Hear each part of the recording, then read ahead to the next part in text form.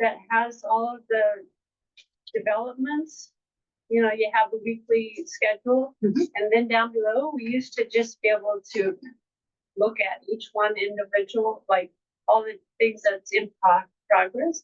And now it looks like there's a map that you have to go to and you know, it has a little circle and you click on that. I think they might have switched it up because I did take some time beforehand so we can show you how to, because it's listed out by neighborhood association and then it gives you the individual projects. So we can do that at the end. Okay. Share the screen so that people online can see the screen too. Some of the ones that I had seen in the weekly wasn't on the mapping system, so I was just kind of confused. And it's been, I don't know, a couple of months since I looked at that website. So if you could go over that, that would be really great. Okay.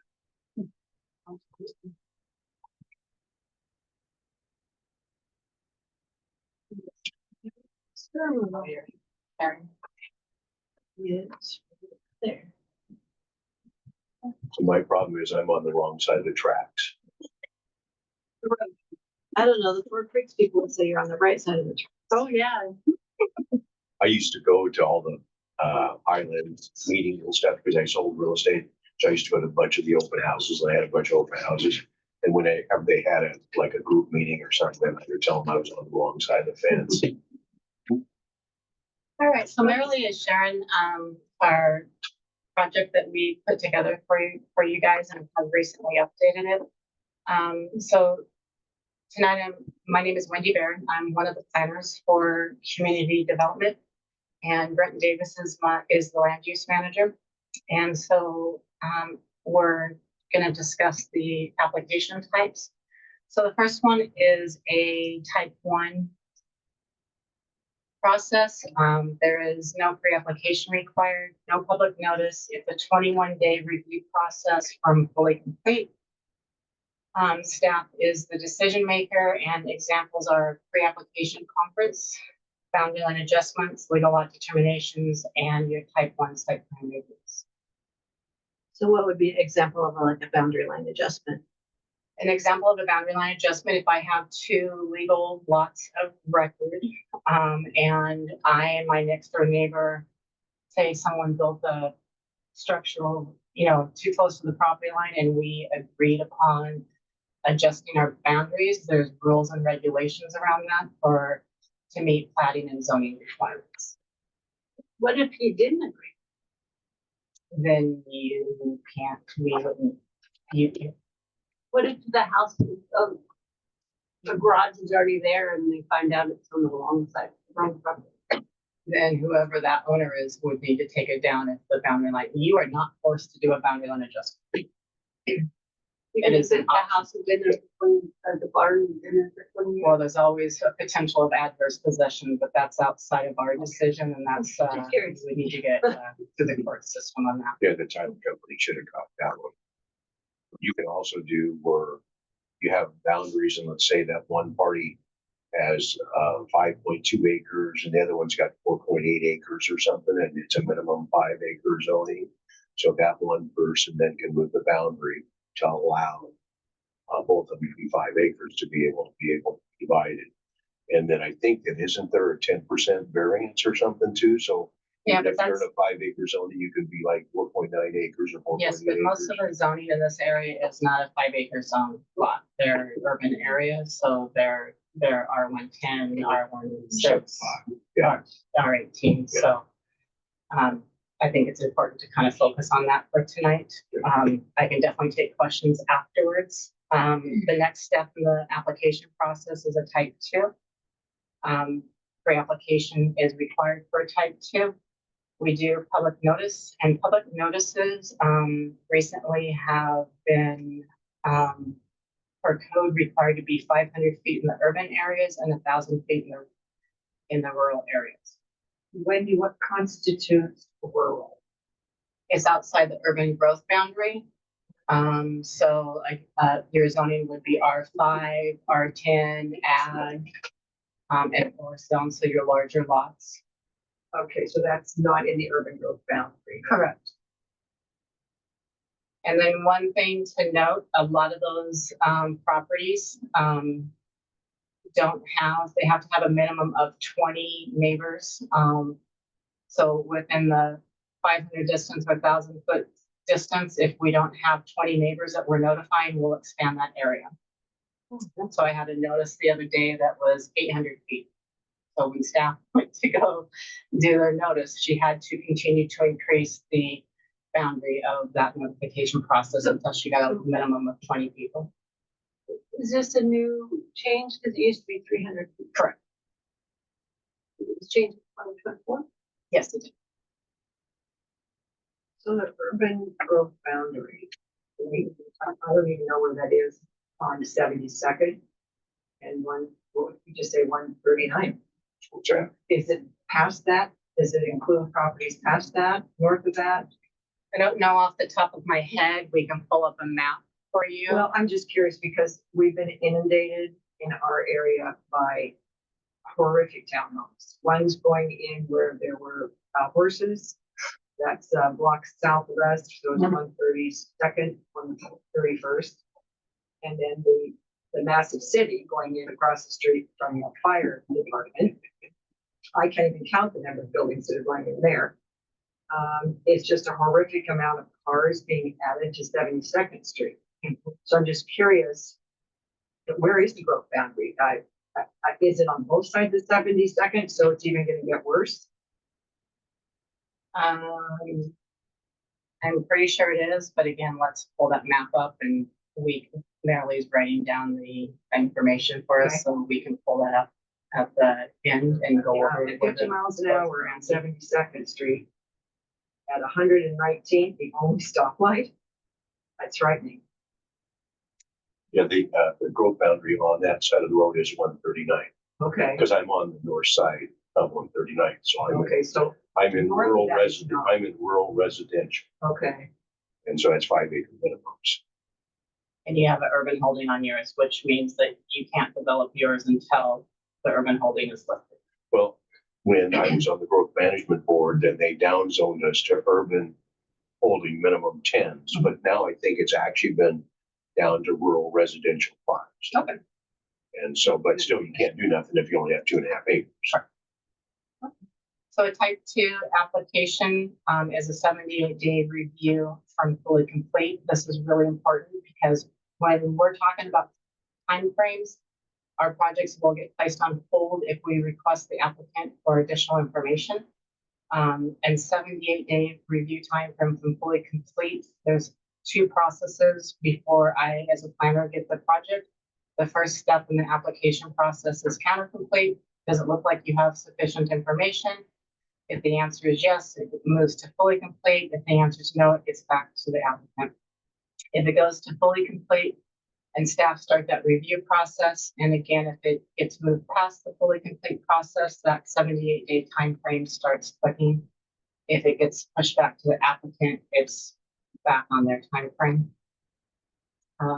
Type 2 review staff is the decision maker. An example would be a short plat and a site plan review. A type 2A pre-application conference is required. Applicant holds a community meeting within 90 days of the application submittal. Again, the public notice is the same process throughout any application that we have. 78-day review from fully complete. If a hearing is not requested, and anyone can request a hearing, which then that puts that application into a conditional use. 92-day review from fully complete if application includes a hearing. And staff is a decision maker on the case without a hearing. Otherwise, a hearing examiner is the authority. And examples of a type 2A can be a conditional use, which if they do a type 2A process with the neighborhood meeting, it drops down to the type 2A. Planned unit developments and master plans that do not include a subject. Type 3s, pre-application and conference is required. Public notice is required. 92 days from fully complete with a public hearing. The hearing examiner is the decision maker. An example is a subdivision and zone changes within the same density group, small, medium, and high. If it's outside of, within the same density group, it becomes a community planning application and not a, type. Type 4s. So was, I know the 500 Huh? feet. So who made the decision? Was that changed also? Who made the decision? Yeah, whether it's the staff or the hearing examiner, was that changed also on the different types? No, that was changed for code back in April of 2024. So when the staff, when I was talking about earlier, when the staff member, so we'll, as planner, I'll tell her this in the urban area, and its standard is 500 500 feet from the boundaries of the site. She'll take a look at that, and if there's not that minimum requirements for the number of neighborhood people that she has to connect up with, she'll expand that area. Oh, no, I was talking about who actually makes the decision on this. Was that changed also at the same time? I guess I'm not Like the following type your question, 1 my apologies. versus the type 3? One makes, the staff makes the decision. So the type 1 does not require public notice. Yeah. The type 2 and above require a notice. And who makes the decision on that? Yeah, was the decision making then changed also or not? No, that did not change. Sorry if I wasn't following you initially. I have a question. Yes. On the road going in front of the fire department, there aren't too many places to make a left-hand turn, so right now the traffic is like bumper to bumper just to let somebody make a left turn, and they're starting to overpass you. Are they gonna widen 72 after all these apartments go in? That would be part of the application process. And I can't answer that, because that's part of Public Works.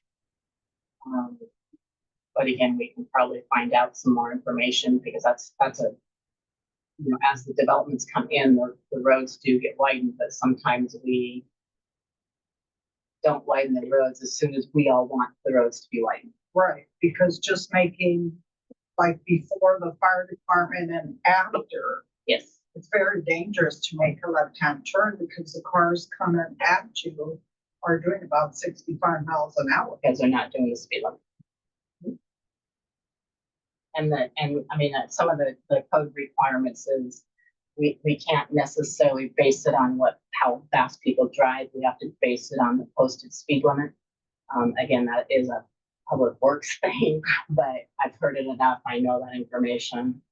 So I'm comfortable saying that. Right, for you so guys. right now, if they're developing it, could they put those cameras to kind of show them how fast people are going back and forth, and when someone wants to make a left, there aren't too many places to make the left, and the big construction that's going in on all those apartments, eventually, it's gonna be, sometimes you can only fit 2 people to make the left-hand turn.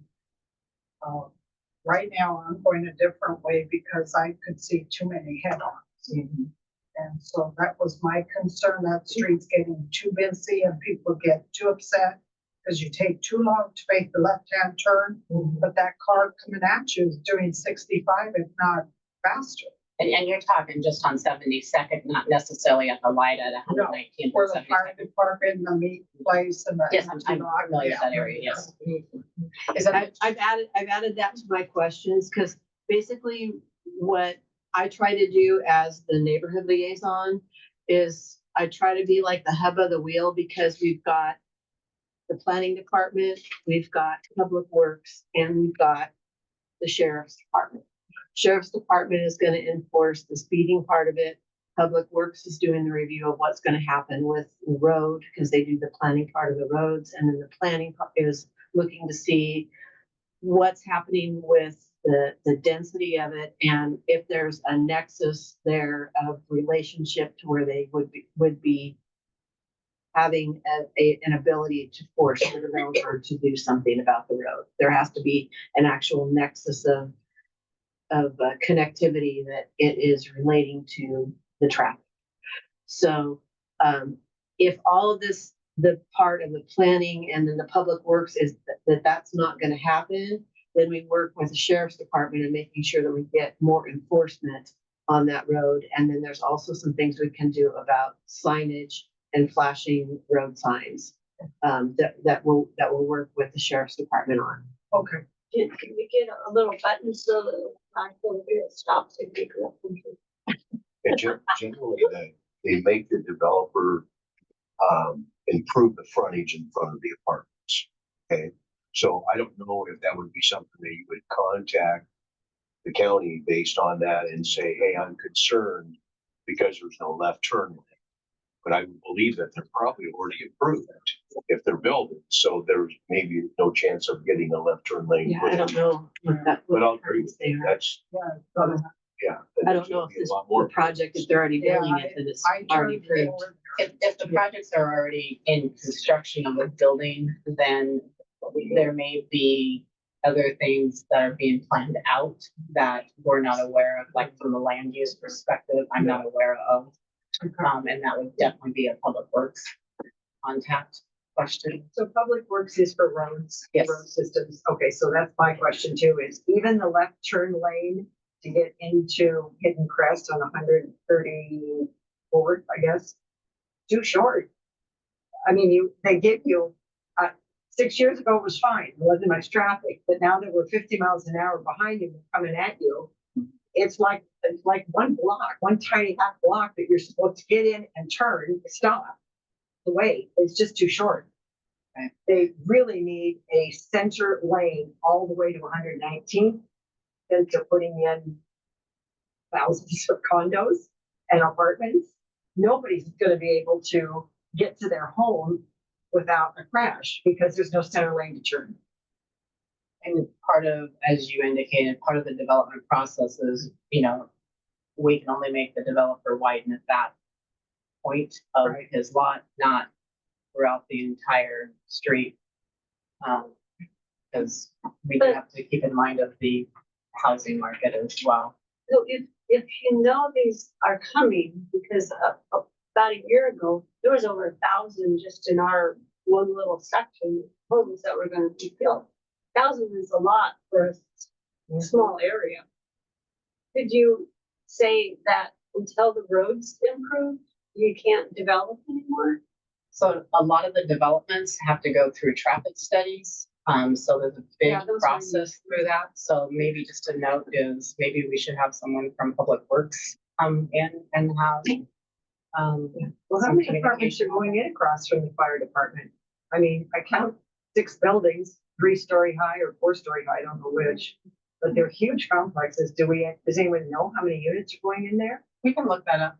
We not only just have those, but you have the condos that Oppo built down the street, which are about 136. And they're building south of that. Right? There's another sign south of that they're gonna build. Yep. And then they're gonna build over across from just south of the fire department. Right, There's right. another sign there. And It's just, you haven't done the tech 4 yet, right? Yep. Okay. So I won't switch aside yeah, yet. that's what I'm worried about that road. It's got a lot of apartments going in. Duly noted, but I do need to, I mean, Mary's right. We want to make sure we get to all our slides. We want to be able to get through the slides for you, so you as a whole understand the process. Type 4 reviews, I kind of alluded to this earlier, annual reviews for comprehensive plan designation and code changes outside of the minor code changes associated with the biannual code, which is basically what the county is doing right now, but not necessarily going through a type 4 review. They took the type 4s off of the process, and they're just going through a full comprehensive plan update of the full county. So they're looking at everything. However, my understanding of that is they've actually closed any additional comments of, hey, I want my property to be in this as well, because they have to close it at some point and move forward with the project. So that's closed, so I can't go in there and say anything now. You can ask questions, absolutely. You can always ask questions. It's just if your property is not already part of that designation plan, then, and what's in the plan right now may not be what's approved either. So that's something that, Well, it would seem like I should have gotten some kind of notice. I believe there was. I'm not sure how they did that process. Yeah, I'm not sure. That'd be a question for Jose and Oliver that I sent you the email with. Okay, yeah. Okay, so a procedure for preliminary, final, and building reviews. So the step one in the application process for type 2 and type 3, which is mainly what I'm focused on as a planner, is the pre-application conference. The applicant submits the pre-application documents. Applicant planning staff meet at the application conference to discuss projects. So it's not just the planning staff that we connect with. We connect with our fire marshal's office in the meeting, our engineering department, our wetland habitat biologist. We bring a team together to make sure what the applicant is proposing is going to meet all code criteria on your larger commercial projects. Our building safety staff will also attend the meeting. 1 week after the pre-application conference, the applicant receives a written staff report. The staff report actually explains what transpired in the meeting and brings up the code sections that they are required to meet. But stage 2 is a preliminary development approval. Basic process for all review types is similar. Main difference includes timeframes and who the decision maker is. And the applicant submits the application. Staff reviews for fully complete. Project is routed to planner, fire, engineering, environmental, building, and concurrency staff. Surrounding property owners are notified of the proposal. Staff reviews the proposal for compliance with codes. And then staff will write the staff report and decision for type 1 and type 2 cases. Staff write reports, recommendations. For type 3s, a public hearing is conducted and a decision made by the hearing examiner. So the stage 3 for final development is the development engineering. Staff actually handle the majority of this process. Engineering staff reviews detailed engineering drawings. They manage the approval of the final site plan and final plats. Construction of environmental facilities, mitigation, installation is inspected. Construction of site development such as roads, utilities, and stormwater facilities is inspected. So this is done way before the building process. And then the stage 4 is the building application process. Permit technicians will review the proposal, the initial application to meet compliance with the Clark County codes. Plans examiner reviews building plans for compliance with building safety codes. And the final step in the process is permit tech issuing the building application. And then once construction starts, that's where our building inspectors take over the role and inspect the structure when at certain intervals. And then final occupancy is granted. So the land use hearing process, what is the purpose of the public hearing? For the applicant, citizens, and groups to present evidence regarding the proposed development to a hearing examiner. The examiner makes the decision of approval or denial based upon the following evidence: state and county codes and or any legal precedents, the proposed plan and evidence submitted by the applicant, staff analysis and recommendation presented in the staff report. And this is based on state and county code. Written testimony submitted to the county. It's always recommended. Verbal testimony by applicant, public, and staff. Recommended that you put this in writing. And the reason why we keep saying recommend you put it in writing is when we send out the notices, if you have questions or comments and really feel strongly about the roads or the environmental or whatever you want to bring up, that those documents are made into exhibits, and that is presented. That is also given to the applicant and presented to the hearing examiner as well. It does need to be factual and you know, make sure you get your point across to the hearing examiner. When you're doing verbal testimony, we are going to ask you to put that back in writing to us as well. And you'll be given the time after the hearing to be able to do that. I have a question on, we have two properties we're looking at, they're gonna develop. How do we know if they're gonna develop regular sized homes or these small little homes that are going for about $550 a piece? In the staff, Before they build it. okay, so in the staff report, so in the first process, we'll give you the notice. We kind of do a brief summary of that because we just touched the tip of that application process. Once we get into the staff report, we actually detail quite a bit out. So you'll also know based on the side of the lot, because you're not going to be building some large homes. I mean, they do build large homes on small lots, but not as large as, the ones for the townhomes. So we'll label it, whether it's going to be a townhome, whether it's going to be an apartment. We also have different applications for commercial versus the standard residential. But we'll say that in the description of the project. Okay, and one more question. There's a house off of 50th that has burned down, and he has a junkyard in the front, and everybody's past it going down 50th towards.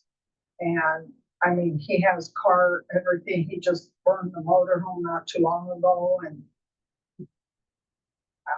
I mean, everybody else is on HOAs, and how come this guy's been there like 5 years and still keeps to have the junk all in the front yard?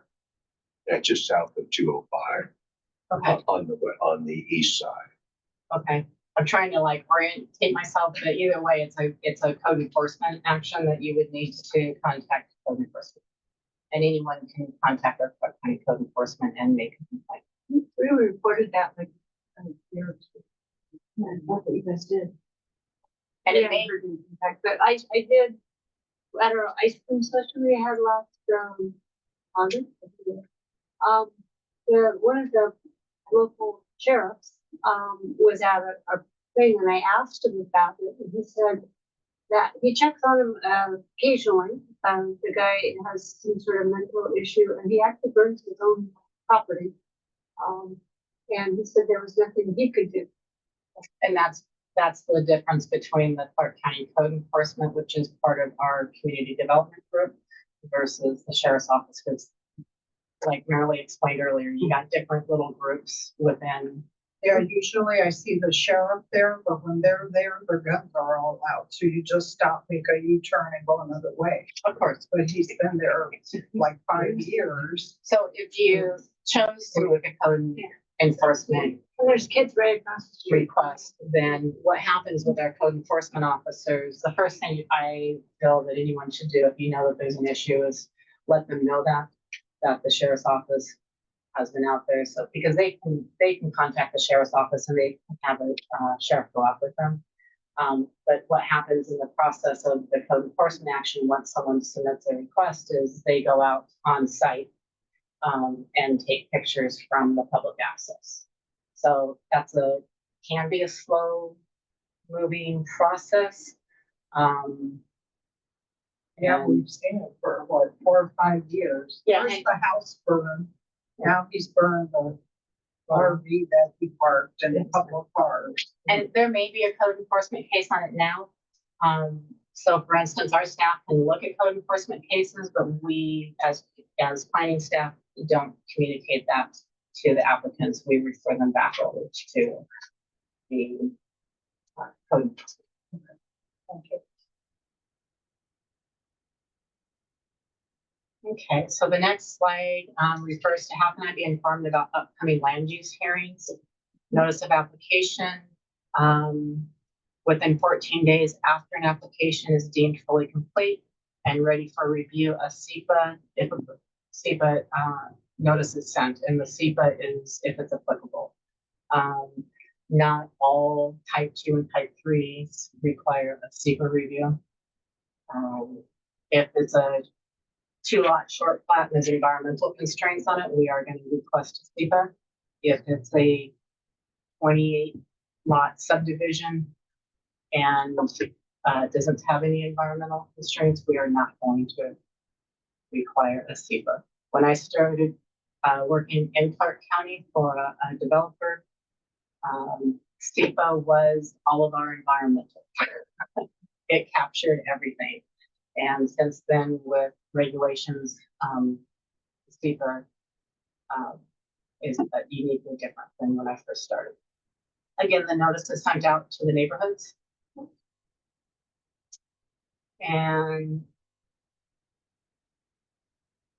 notice is posted on the website. And weekly reports will be going over that after the meeting, just so you're familiar with that. But this is how you get to that web link. And so the weekly reports of land use projects and review of hearings and pre-application conferences. Would you want me to go there? Sure, that'd be great.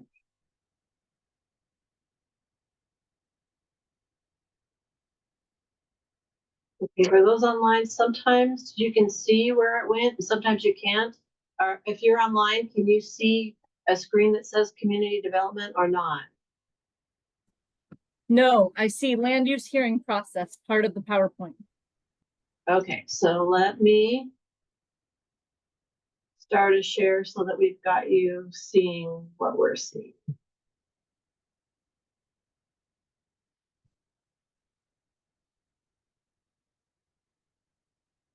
Now I see it. Okay.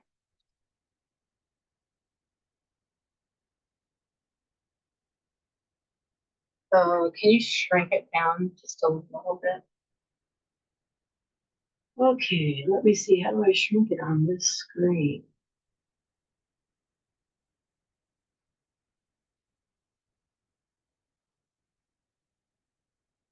Oh, can't do it there. Maybe up to more on the right-hand side up there on the top.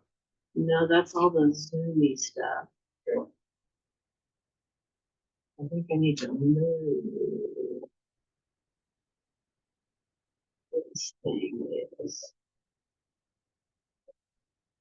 covering my zoomer.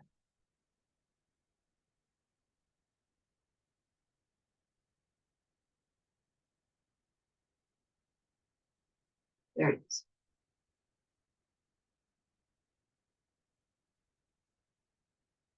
More? No, that's fine.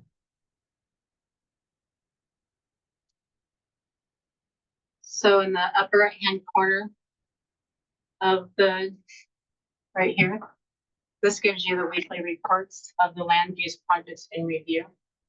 If you're interested in building applications, it's the one below that, but you can go ahead and click on that if you would.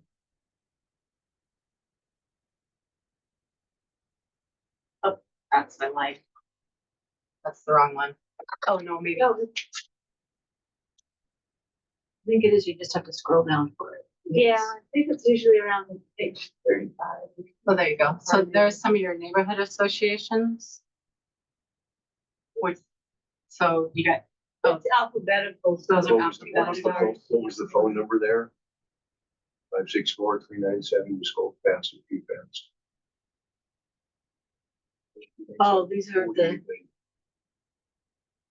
these are for different neighborhoods. Yeah, like I said, ours is usually around 35. right. Which is interesting because I brought on my laptop, because I normally have 3 screens on my laptop time for here. It was like, whoa, that's uniquely So for different. you, And then it was a Four little bit different Creeks. still. These are all Four Creeks ones. Four Creek, huh?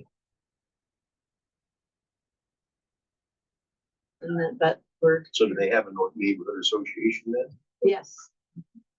And they meet every other month at the, in Ridgefield at the, Sheriff's Department offices out there, Fire Marshal Sheriff's offices out there by the fairgrounds.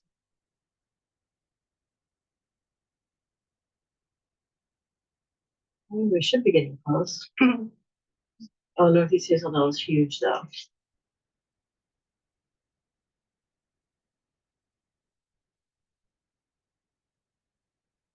There we go. So once you get there, it does provide you some pretty good information In this particular case, this application is on hold. It gives you the status in red on this particular one. And the next one is 119th Street and 72nd Avenue, short plat and site plan. So it also gives you who your contact information is. This application is just in the submitted status, so it's not assigned to a planner yet. You guys can holler at me later. I am the assigned planner once it gets that far. But don't be shy about asking questions. That's what we're here for, and we're here to help you through the process. And then if you scroll down a little bit more, we'll get you. So that's a short plan on an R16 only? That is a site plan and a short plan. So that one is a commercial zone. Oh, okay, yeah, because it said R16. 7 lots. CC and R16 zone.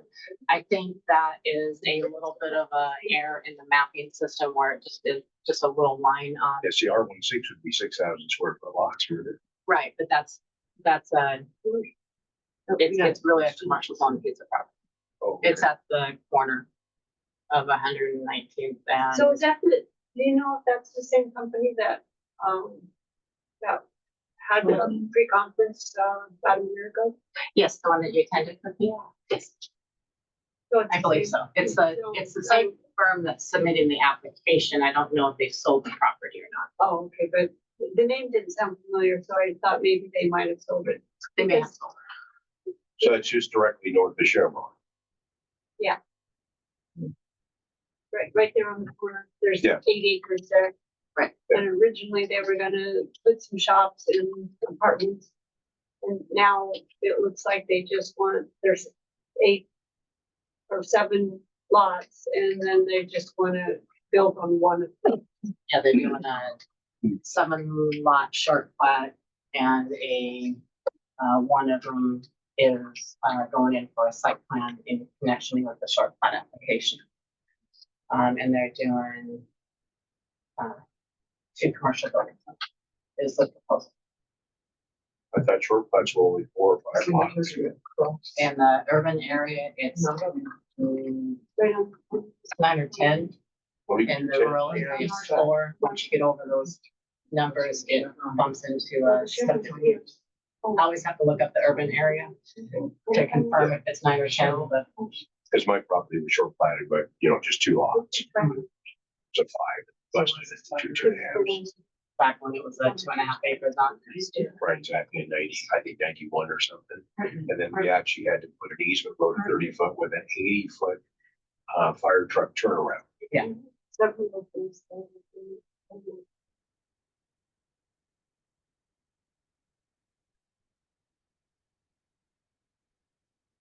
I think we can go to the next slide unless we want to discuss, we can actually discuss more of the projects, but I can look them up as we talk about them if that's what you guys are interested in. But I just happen to know that one because we had it done to the pre-app, and then they just submitted a pre-application waiver. A pre-application waiver, which I didn't document earlier, or a pre-application conference is valid for a year. The applicant has to be fully complete within that year. They can also request a second pre-app. And the second pre-app, just, because they can change the project slightly from the first one, and that's one of the reasons why we do a second pre-application conference for them. And then a pre-application waiver is if they've missed their deadline for their fully complete application, they have to submit a waiver, and that's what happened on this particular. But it was denied. We denied it initially, and Public Works, or our engineering department initially denied it. And then there was some, the applicant asked for some additional feedback as to why we denied it. And we went ahead and approved it here on Monday. I think it was reissued. And the reason why is there's a driveway that they're trying to access 72nd that would require a road modification through the application process. So that was one of the reasons why we went ahead and approved the pre-application. But from land use perspective, an environmental perspective, nothing had really changed, even though they had reconfigured the lots a little bit and redesigned it, but they met the intent of the commercial zone. So that was one of the reasons why land use and environmental. And that was the piece there across from Sheriff. Yes, Shell. yeah, it's kitty corner to Chevron. It's a diagonal across the street, Right. north of It's on the Shell. west side. That's exactly correct. And just directly with the Sheriff. No, Shell. Chevron's across the street. Shell is on our, on. There's a Union 76 in the Sheriff. Okay. Let's took it back to your slides so that you can All right. finish up your Yeah. slides. Okay.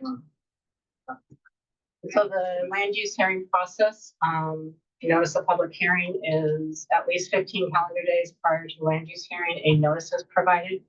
Typically, we like to send these out relatively early, so you as property owners are aware of that.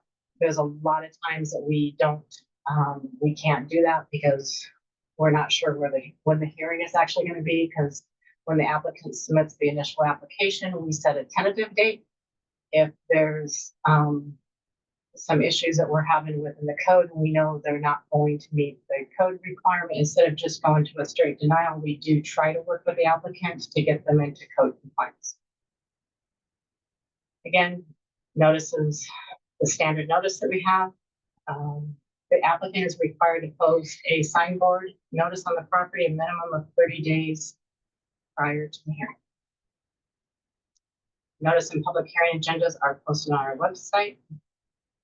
And then you have a land use hearing process. The public notice will list the assigned county review planner and contact information.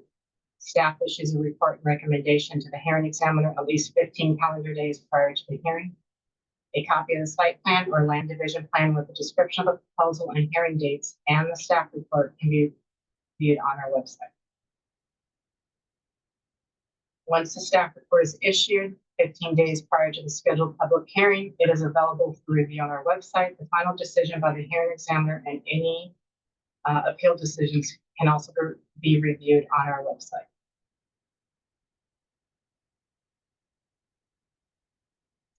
And then who makes the decision? The county contracts with 2 hearing examiners. We have legal and planning, who have legal and planning expertise. The decisions are based upon whether or not the proposed development meets or exceeds the approval criteria and development standards contained in Clark County Code. The examiner has 3 options to consider. If the proposal meets the code requirements, the hearing examiner must approve the development.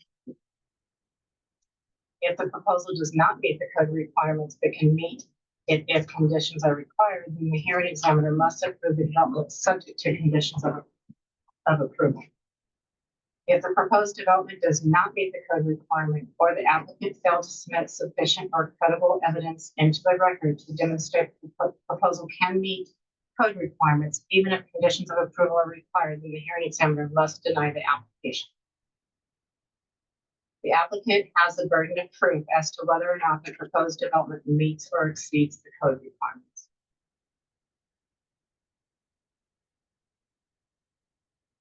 Do you have a question? Yeah, I'm concerned about the property on 139th and 50th. Mhm. It's a lot that's been sold that they're gonna develop. Another thing is we're starting to get a lot of drones, but they seem to be like on Sunday at 8:30 at night. And I don't think they're doing the property then. It's kind of invasion of our property because we're butted up to the back of them. Can we make a complaint on that or find out who's doing the drones or? Because the reason my property is butted up to that, but everybody's door ding is taking pictures and they're all calling me saying there's a drone behind their house in your yard. So we don't know if they're trying to consider breaking in the house. Sunday at 8 o'clock, 8:30. I don't think the city's doing anything with the lot behind us or a civil engineer. So where are you at? 134th and 53rd at the dead end. But we've caught a couple of drones in the backyard, but we weren't home.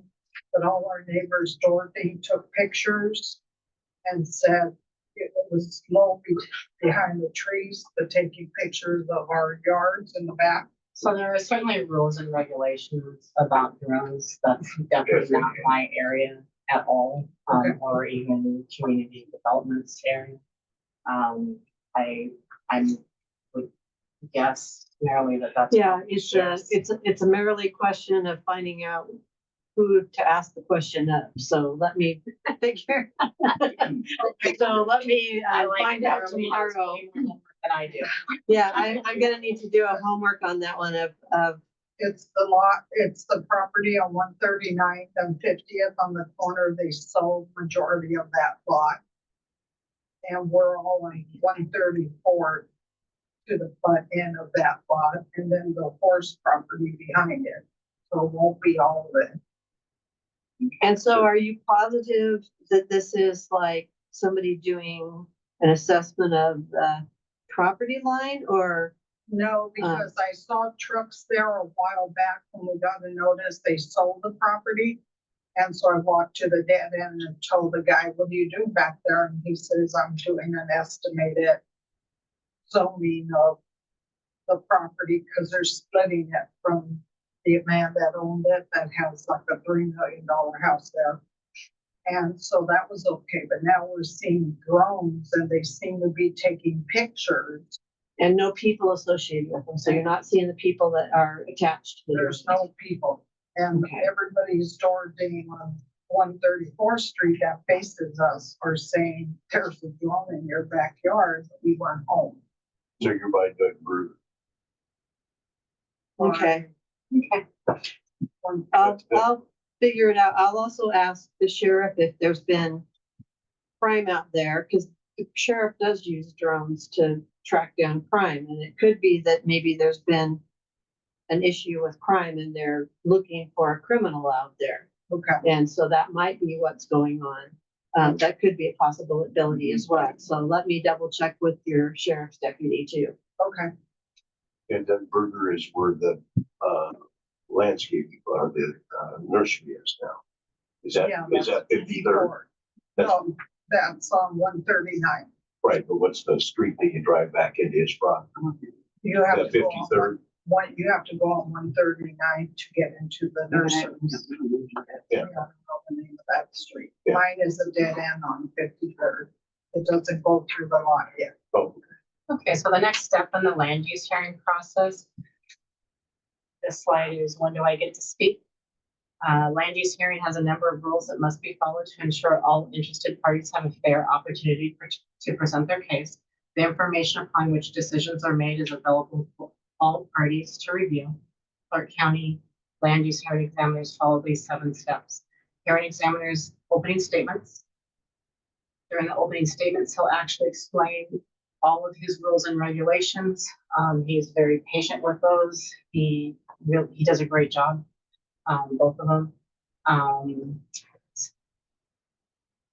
Staff report and recommendations, applicant testimony, public testimony, support, opposition, all. Hearing examiner's response to testimony. He'll ask questions for the public, applicant, or staff.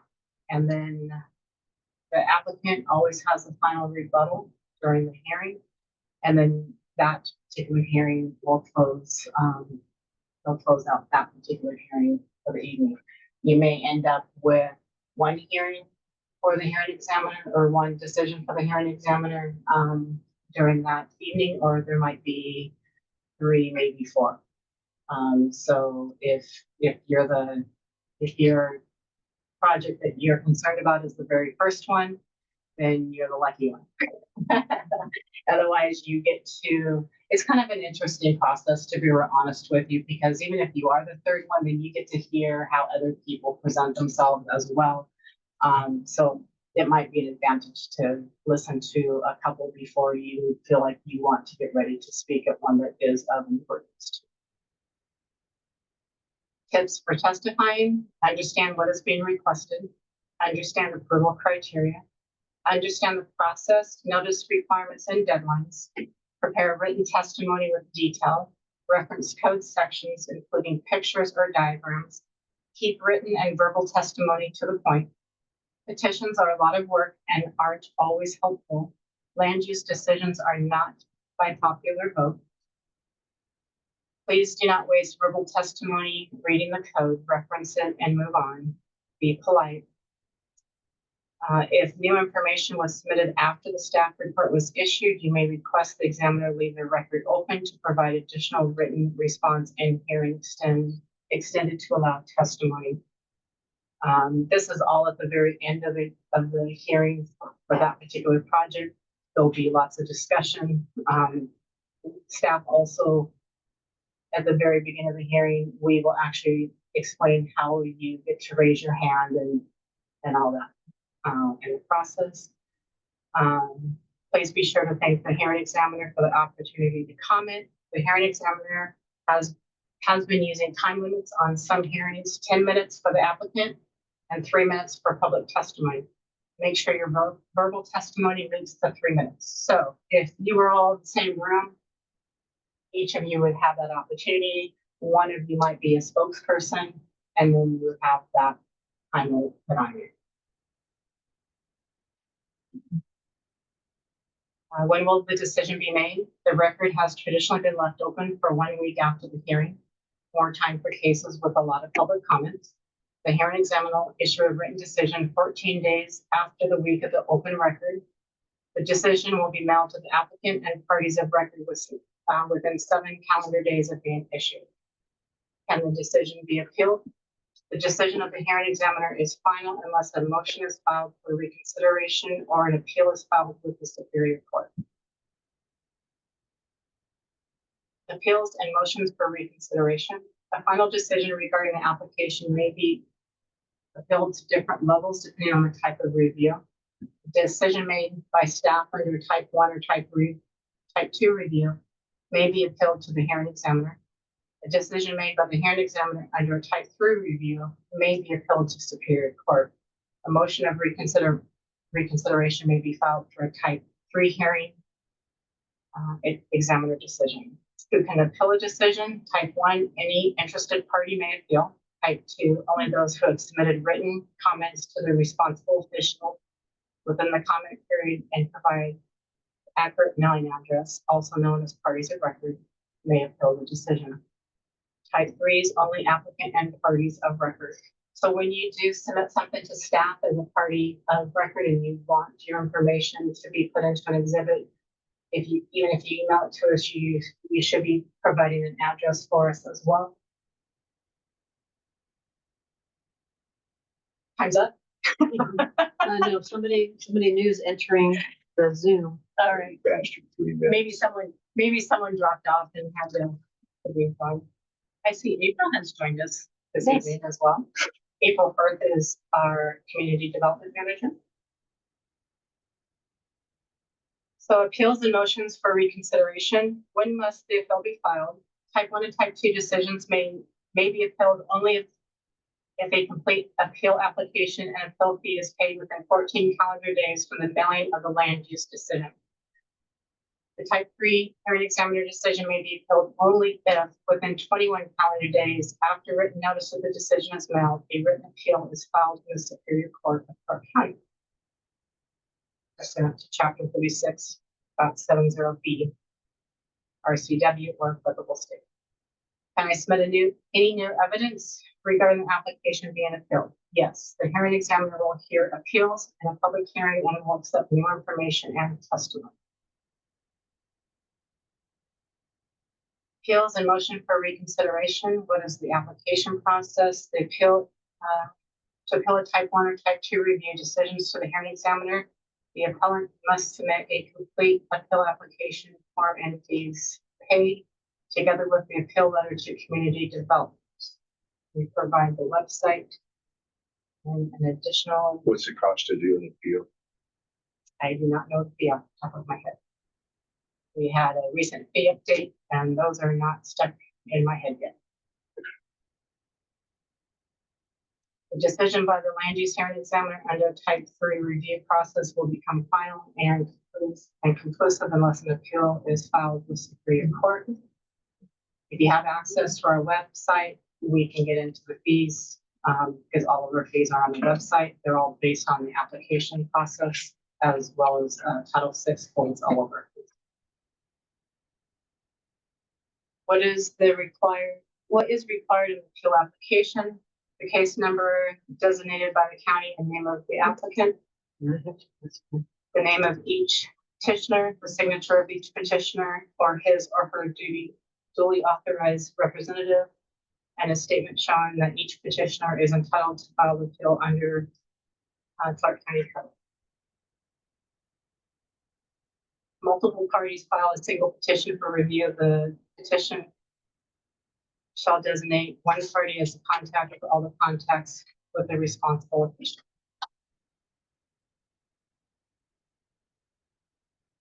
Specific aspect of the decision and or SEBA issue being appealed, the reason why each aspect is an error as a matter of fact or law, and the evidence relied on to prove the error. The appeal be adopted by the board provided the fee schedule shall be refunded if the applicant files with the responsible official at least 15 calendar days before the appeal hearing, a written statement to withdraw the appeal. And who can file a motion of reconsideration? Any party of record to the proceeding before the hearing examiner may file with the responsible official a motion for reconsideration of an examiner's decision within 14 calendar days of written notice of the decision. The motion must be accompanied by the applicable fee and identify the specific authority within the code or other applicable laws and or specific evidence in support of reconsideration. A motion may be granted for any of the following cases that affect the right of the moving party. Have error, clarification, or scrivener's error for which no fee will be charged. Newly discovered evidence which the moving party could not, with reasonable diligence, have time discovered and produced for consideration by the examiner. The decision is not supported by substantial evidence in the record. This decision is contrary to law. So that does conclude the document that we provided for you tonight. So I know you guys are going to have lots of new questions. Can you go over that map thing? You know, on your website, you know, you have the weekly review, and then down below it has a map. It was really, really hard for me to figure out where we were at on that map. Couldn't read the streets. I just didn't know if there was an easier way that I just couldn't figure it out. It's just down below on the, when you get down in the middle section, there's a map that shows. So like in all the places where the Yeah. applications are. You need to be in this main website that you were 2 seconds ago. Right in the middle, if you go down, there was a map, No, not this is the main page. not that page. Wherever the page is where you have the weekly, yeah, application.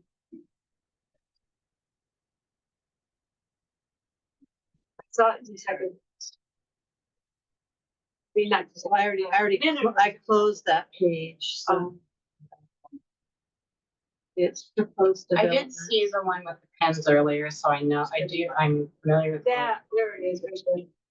Okay, hang on a Map. second, let me go back to Zoom so that we can get people so they can see this too. I always have to remember to do this because we don't want to be talking about this and everybody that's online can't see what we're talking about. Okay, so we are on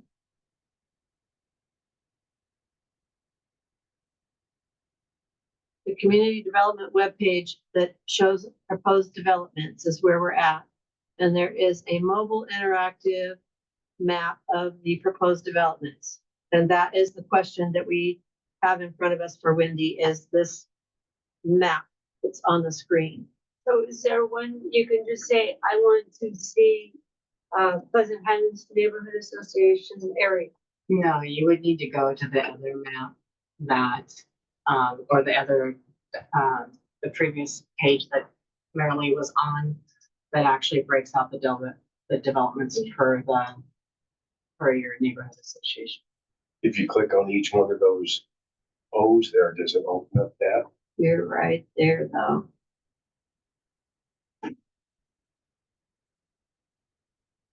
Right about there. It's over there where Barbara's just,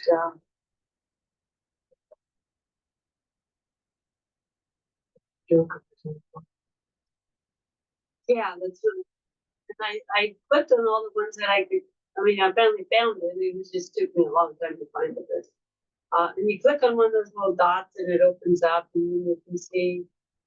But you want one information. specifically. I believe you asked that question maybe when we had a phone conversation before the pre-app a while back, and I did ask the staff member who puts our website together for us, and she told me that they don't have it, but you know, that was a year ago at least. Yeah. So you can definitely put that out as a suggestion for us. I don't know if it's gonna, You know, it looks like there's a search button, you know, you can just have a drop down for the neighborhoods. yeah, not that I'm aware of anyway. It could have changed. But there's Oh, more. wait, if you have an address, that is place or address is what the search is. So do you know an address of? In my address, but you know, She was looking for a designated map that was only, you know, Pleasant Highlands Neighborhood Association versus the next neighborhood association versus the whole county. Yeah, but if I couldn't even hardly find it because you kept expanding it and then the streets would disappear. You know, so then I had to go down and try to follow line while I'm scrolling. So, but when I do click on those, it does have a lot of information, but there's more on the weekly report than on this map. So I just didn't know if they hadn't submitted or if they were on hold. They don't show up on the map. April, did you have some helpful comments?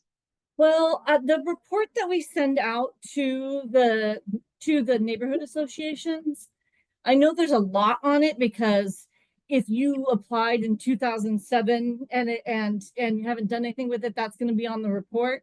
But I think that for neighborhood wise, that's going to be the easiest place to find active projects, even if you have to sort through really old ones. But the one nice thing about our application system, every single one of our application systems have the year in it.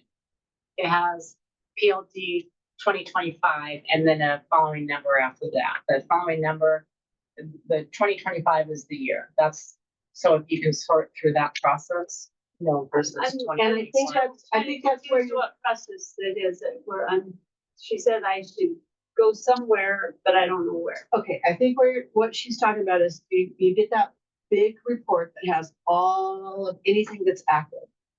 And so even if it's on hold or it's been out there for a long time, that's on that huge report that goes out every week. And that also has the Excel spreadsheet so that you can sort by different things too. So it has it in two different ways. That has a broader scope than what is on this map.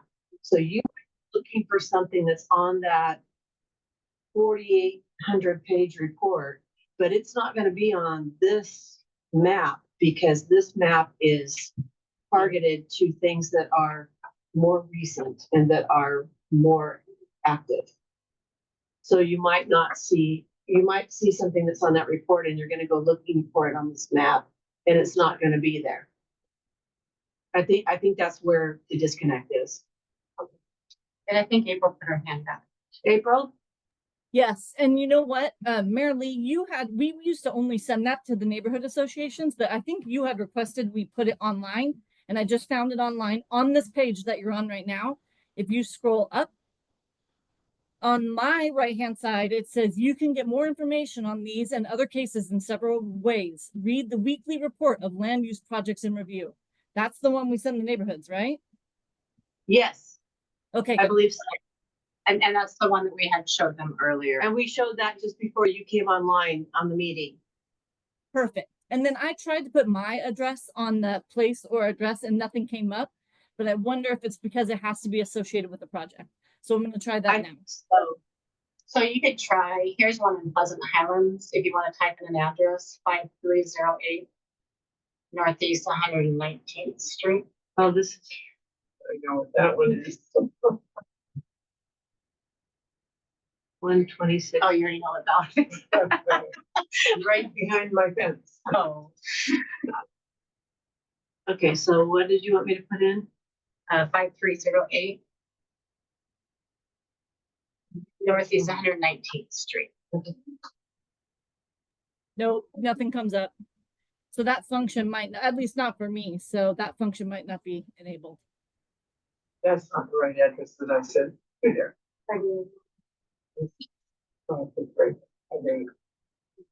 And I have to look at that chat again and see what it said. It said 126 Vista Apartments. Is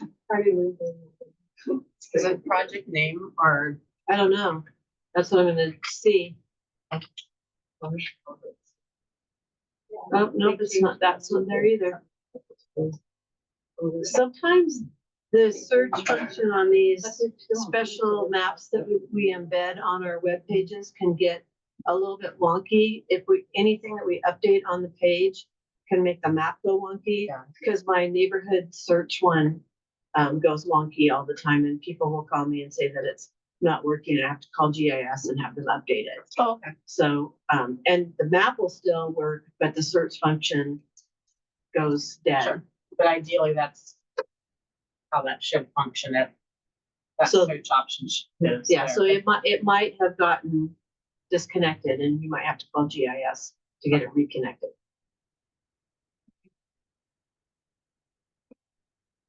So you're on 126 then? You're, No, Northeast 58. okay, but next to the apartments. No, no, this I'm was- next to the Posh Markets Cottage. Oh, okay, on that's the, 119. And That's the ones they're that are not even all on the 30 list by- anymore, 'cause the they black started. yeah, the little 30 by 50 lots where every single car goes. So was there one of these that was? Oh, I was just trying to figure them out and. Is this one on you guys' You actually- area? And where they were located. Is this one yours? 117. No. That's further. That's not yours. I don't. know that. So those are the ones that are active right now? Oh, these are older ones, so never Yeah. mind. Hey, does anybody else have any questions as we need to kind of move on? Thank you very much, You guys, I appreciate your time this evening. Thank you, Wendy. Thank you for your time. And thank you for chiming in. We appreciate you joining us. Thank you. There's dark over here. It is. Okay. I can turn on, I think that one thing is off.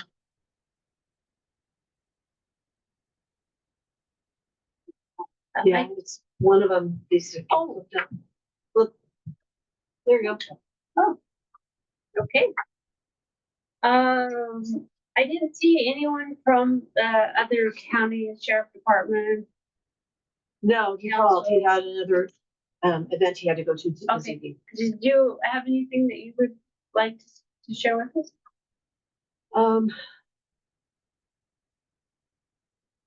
I don't think so right this moment. Okay. We are up to elections. Is anybody from the audience really anxious and really willing and ready to go to be on our board? Okay, well, I move that we approve the ones that's for the like going to Do you have a be part of second? this. Does anybody want to second it? I can't do anything. I'm not in I'll your second it, neighborhood but I'm association. sure I need to. be a part of this. Good. I'm not First and signing up for second. I'll second that you guys stay in. Yeah, yeah. And, Angeline, Remy, she just was volunteered and the board can approve her in advance, but then the next election it has to be elected. So, unfortunately, she had some other events that came up that she planned on being here like a week ago. And then, Christy Brown, she had some surgery and so she's not able to make it, but they are very active and they're willing to go. So everybody that approves the three board members, say aye. Aye. Okay. Any Carried. opposed? Oh, any opposed? Anybody in the online? Or people are gone. Okay. Just got one left. The consent agenda is approval of the notes that some of us have seen. And then the financial report, we haven't spent any money since August, so, but if I do have copies if anybody wants to look at bank statements, no money's gone. So I think on the consent agenda, isn't it just the board that approves them? Or is it the whole audience? I don't know, you're more formal than the other groups. Well, I move that they approved, and if there takes another board member, they're not here, so it's up to the audience. Second. Second. Okay, that's approved. General discussions. Does anybody want to help with the newsletter or get involved with the community activities? You don't have to be on the board, just. Okay, I guess, Or we're even stuck if you with us. have anything for the newsletter, please send it to Debbie. Yeah. If you have any articles or of interest or things that are going on for the newsletter. And also there is an email sign up. So if you're not getting my emails, which I don't send very many, I promise I don't send more than a quarter of a whole year, that I kind of last time at our meeting, I sent out what was actually our meeting. Kind of similar to our minutes, kind of a summary with little pictures and stuff, and websites to review or whatever. So, so if you don't have that, please sign up. I only have like 59 emails, and we have 2,500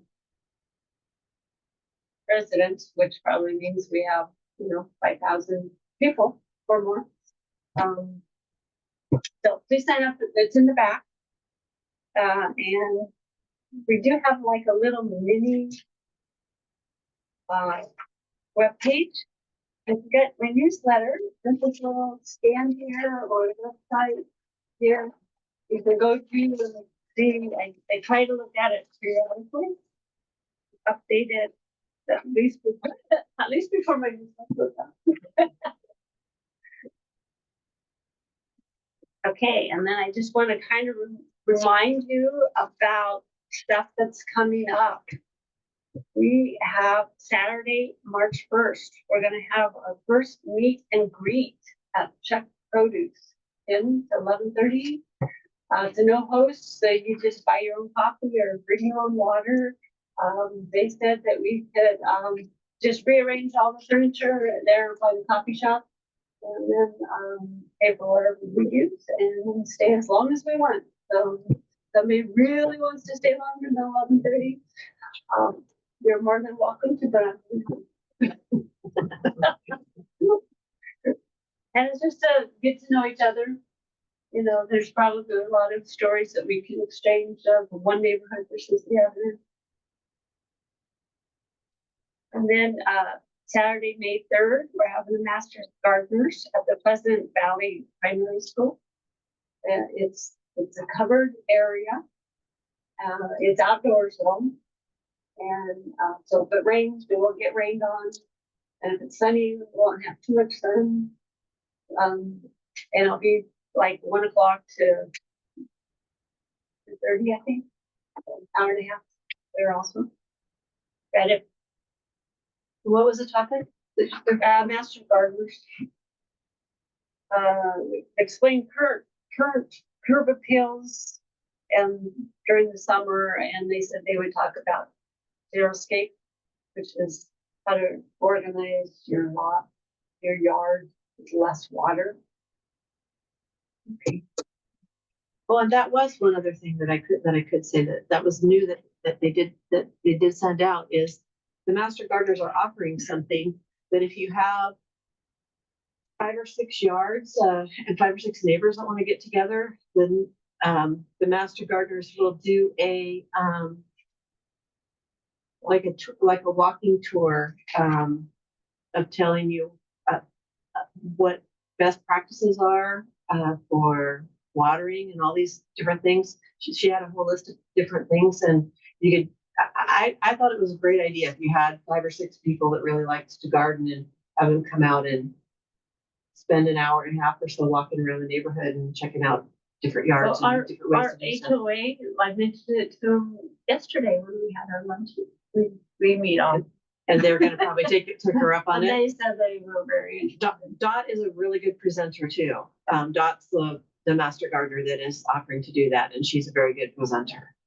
So if, The Chuck's Market that the No Host is gonna be at is the one on 119, and. or 117, excuse me. Yeah, it's 119th on our end, and by the time it gets there, it's 117.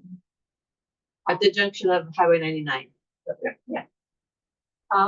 And so what subdivision are you in? I'm in Valley Estates. It's 58 off of 119th. Okay, Not too far. Yeah. Oh, I was gonna say, if you live in an HOA, you could talk to your neighbors and see if you want to have the master gardeners come out and do a walk and talk. I think that's what they call it. Yeah, It's a walk They and talk. were calling it a walk and talk. I thought it was a really cool thing. They're not charging anything for it. They're just coming out and We doing it, had, which is really cool, several- free offering. Several neighborhoods that were willing to do that. They could be busy for a long time. I warned her, I sent her something back and I said, you might be really, really busy for a couple months. Yeah. So anyway, it's looking up for our neighborhood. Our Pleasant Highlands Neighborhood Association is pretty large, so I don't know that we could do it for that big, and they're actually coming to talk to us anyway. So. But if you want any information, you're more than welcome to contact me. Barely some information to name, phone number, and contacts and stuff. Okay, then Saturday, July 26th, we are having an ice cream social. It was so fun last year. I think you all missed it. So this year we're gonna be even better because I know what I'm going to do, and I'm actually gonna have more ice cream. If we run out, and we'll have to buy more. And that is at the Pleasant Valley Middle School, which is 2 doors down from where the grade school. I mean, it's on the same in the same block. I don't know why they have 2 principals and 2 different things. And then Sunday, September 28th, the National Good Neighbor Day. We're just going to encourage each HOA to kind of do their own thing, maybe have a picnic, maybe go out to lunch.